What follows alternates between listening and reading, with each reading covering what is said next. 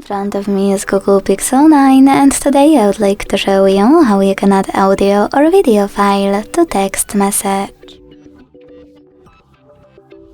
Begin by launching messages and selecting or creating a chat. Then use this icon of a camera and the photo at the bottom left corner. And to add a video file, just click on it here. You can also select folders, look for it here and tap on it to attach it. To add an audio file, select this plus icon next to the camera one. Select Files and tap on Audio at the top.